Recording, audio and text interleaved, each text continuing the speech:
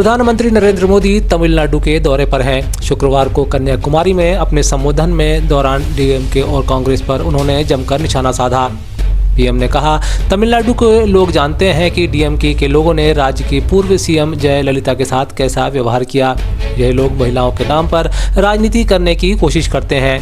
साथ ही पीएम ने कहा कि डीएमके ने महिला आरक्षण विधेयक लाने में हमारे कदम पर भी सवाल उठाए थे। डीएमके और कांग्रेस महिला विरोधी हैं और यही उनका असली चेहरा है।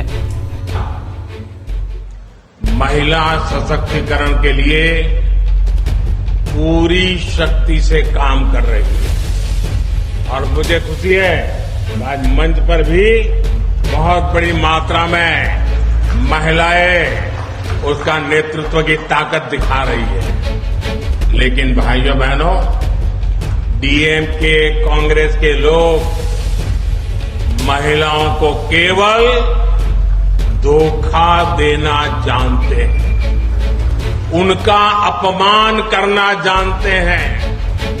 तमिलनाडु के लोग जानते हैं कि जयललिता जी के साथ डीएमके नेताओं ने कैसा व्यवहार किया था। डीएमके में वही संस्कृति अब भी जारी है। तमिलनाडु में महिलाओं के खिलाफ अपराध बढ़े हैं। ये लोग महिलाओं के नाम पर राजनीति करने की कोशिश करते हैं। जब हम महिला आरक्षण बिल लेकर आए तो इसमें सहयोग की जगह डीएमके नेताओं ने उस पर भी सवाल उठाए। डीएमके और कांग्रेस महिला विरोधी है और यही उनका असली चेहरा है।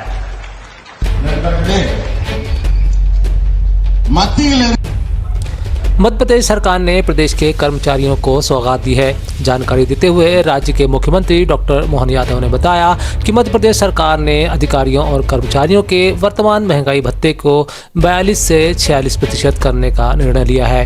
यह 7वें वेतनमान के अंतर्गत 1 जुलाई 2023 से इसको लागू किया जाएगा। हालांकि उन्होंने कहा कि इस कठिन समय के बावजूद हमने यह सुविधा देने का प्रयास किया है। उम्मीद करेंगे कि आने वाले समय में इसमें और वृद्धि करें। मेरी ओर से सभी अधिकारियों और कर्मचारी को इस वेतनमान के लिए बधाई। सरकार ने तय किया कि हमारे लिए खास करके अधिकारी कर्मचारियों के लिए वर्तमान जो महंगाई भत्ते की दर 42 है उसको 46% करने की हमने निर्णय किया है और ये 7वें वेतनमान के अंतर्गत 1 जुलाई 2023 से इसको मध्य प्रदेश में लागू करेंगे। आज के इस दौर में खासकर थोड़ा कठिन समय है, लेकिन उसके बावजूद भी हमने अपने स्रोत से ये सुविधा देने का प्रयास किया है। उम्मीद करेंगे आने वाले समय में इसमें और वृद्धि करें। मेरी अपनी ओर से सभी अधिकारी कर्मचारियों को इस वेतनमान के आधार पर महंगाई भत्ता देने की बधाई।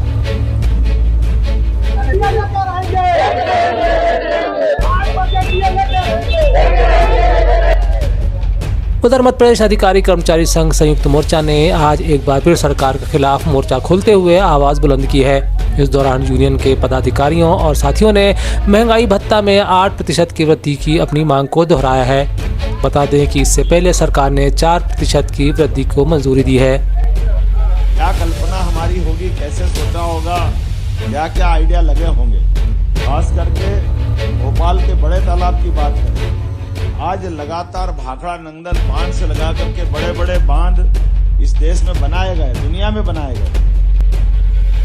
लगातार ऐसे कई काम किए जा रहे हैं, मुझे इस बात की प्रसन्नता है।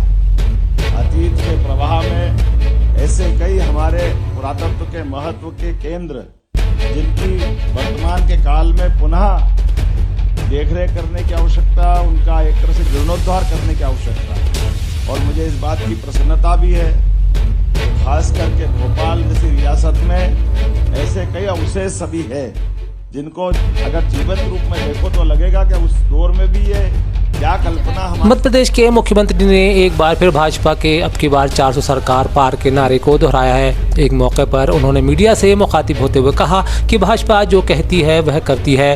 उन्होंने कहा कि पीएम मोदी के नेतृत्व में देश विश्व में नंबर 1 बनने की ओर है।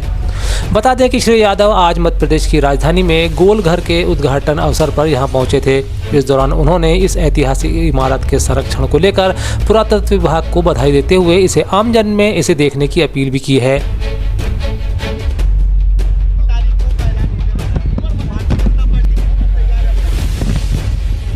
आपकी बार 400 पार भाजपा आप जो कहती है वो करके दिखाती है। प्रधानमंत्री जब 2 बार सफलता के साथ सरकार बना चुके हैं और हम इस बात के लिए गौरवान्वित हैं कि जब उनने कहा था जैसा जैसा हमेशा वो सिद्ध हुआ है। और अब की बार तो ये भारत दुनिया का नंबर 1 देश बनने के लिए आगे बढ़ रहा है। मैं निश्चित रूप से यशस्वी प्रधानमंत्री श्रीमान नरेंद्र मोदी के नेतृत्व में फिर एक बार 400 पार और यहाँ हमारे अपने लोग पूरी पार्टी लगी हुई है सरकार के कामों के बलबूते पर। और जिस प्रकार का माहौल बन रहा है हमसे ज़्यादा विपक्षी परेशान है और हम सब देख भी रहे हैं लगातार रोज एक के बाद एक कांग्रेस छोड़ करके आने वालों की श्रृंखला आज लंबी हो गई। उनको थोड़ा निवेदन करना पड़ रहा है कि जरा आराम से रहो, लेकिन आज तो गोलघर के उद्घाटन के अवसर पर आए हैं। मैं अपनी ओर से इस प्राचीन विरासत के लोकार्पण के लिए बधाई देना चाहूँगा पुरातत्व विभाग को, टूरिज्म विभाग को। और ये उम्मीद करेंगे कि जिस प्रकार की रचना बनी है इसकी रोजमर्रा की जिंदगी में लोग आकर के देखें, इसका उपयोग करें, इस निर्माण को समझे, इस विधा को समझे। मेरी अपनी ओर से चुनावी समर के बीच कांग्रेस ने आज एक बार फिर केंद्र की भाजपा सरकार पर आरोप लगाते हुए पार्टी के खाते सील करने का आरोप लगाया है।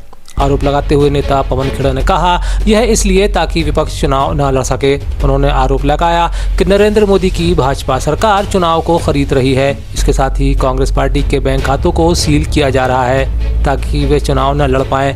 पीएम मोदी लोकतंत्र को किस दिशा में धकेल रहे हैं यह आप सबके सामने है। तरफ नरेंद्र मोदी की भारतीय जनता पार्टी चुनाव को खरीद रही है और दूसरी तरफ कांग्रेस पार्टी को चुनाव लड़ने भी नहीं दिया जा रहा, हमारे खाते सील कर दिए जा रहे। ये फर्क आपके सामने एक लाइन में फर्क समझ में आ जाएगा कि एक there is one side which is buying an election and there is the other side which is not allowed to legitimately fight an election through legitimate money. ये फर्क अगर हमें समझ में आ जाता है तो समझ में आ जाएगा कि लोकतंत्र को किस दिशा में धकेला जा रहा है नरेंद्र मोदी द्वारा। सियासी पार्टियों को चंदा देने वाली सभी कंपनियों के नाम अब सार्वजनिक कर दिए गए हैं। बता दें कि इस मामले पर सुप्रीम कोर्ट के दखल के बाद SBI ने इलेक्टोरल बॉन्ड की जानकारी को सार्वजनिक किया है। उधर अब इस पर राजनीति भी तेज हो गई है। मामले पर हाथ आए एजेंडे पर कांग्रेस ने अमल भी शुरू कर दिया है। इसी क्रम में कांग्रेस ने भाजपा पर जोरदार हमला बोला है। मध्य प्रदेश कांग्रेस के चीफ जीतू पटवारी ने एक प्रेस वार्ता के दौरान भाजपा पर जमकर हमला बोला है। पटवारी ने कहा कि इससे बीजेपी सरकार की एक बात तो साफ हो जाती है, चंदा दो धंधा लो।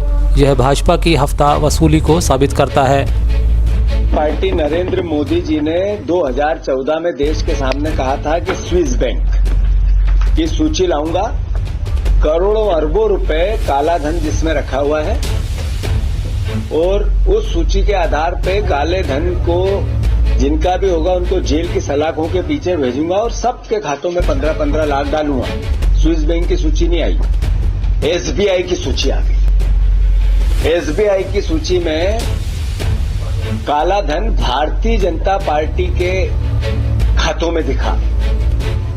अब देखो 6,700 करोड़ रुपए लीगल बॉन्ड से भारतीय जनता पार्टी ने इस बॉन्ड योजना के अंतर्गत अपने खातों में डलवाए।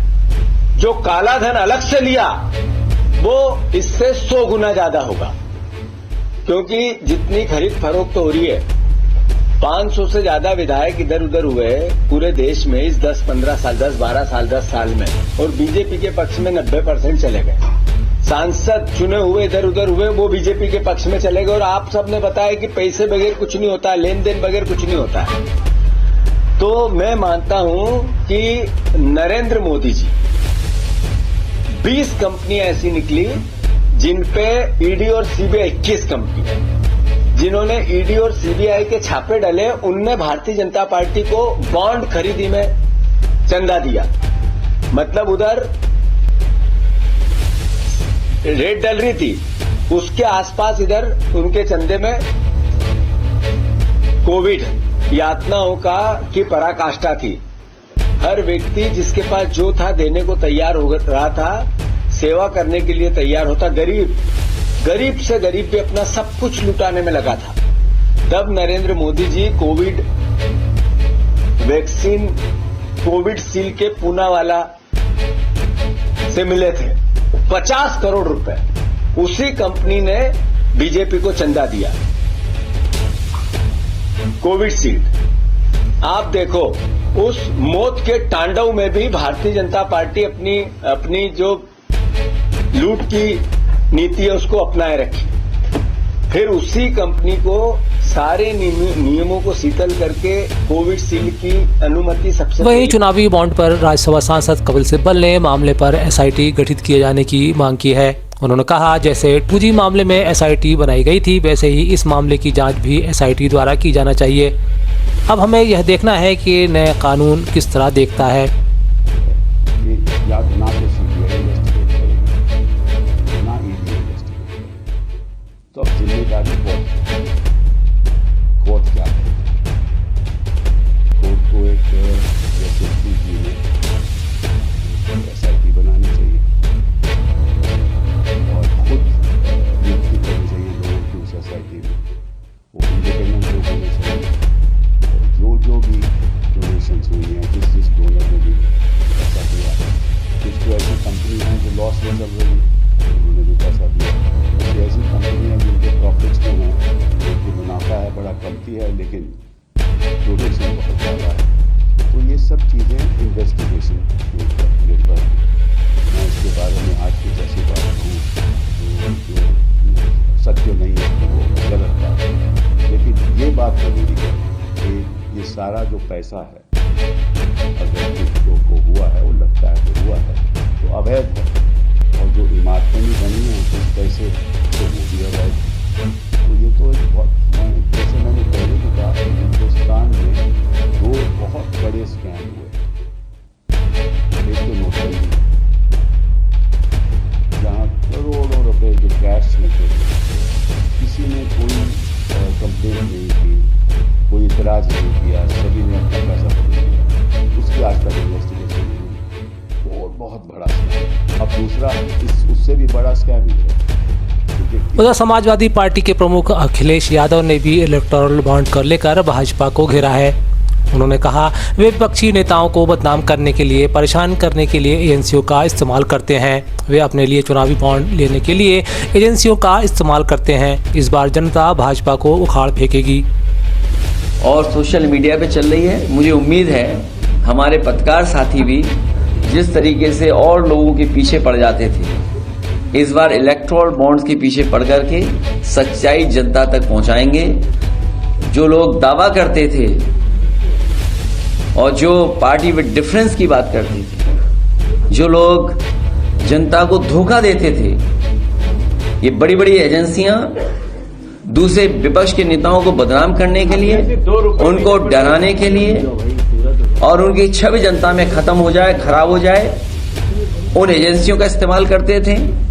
और वही एजेंसियों का इस्तेमाल कर रहे हैं बड़े बड़े उद्योगपतियों से वसूलने के लिए। तो सोचिए, कोई कल्पना कर सकता है कि आपकी एजेंसियां विपक्ष को परेशान करने के लिए, विपक्ष को बदनाम करने के लिए और खुद के लिए इलेक्टोरल बॉन्ड लेने के लिए इस्तेमाल कर रहे हैं। ऐसा दुनिया के लोकतंत्र में नहीं होता होगा। ये लोकतंत्र को जिस तरीके से अपमानित करने का काम किया है और बाबा साहब भीमराव अम्बेडकर जी के दिया हुआ संविधान,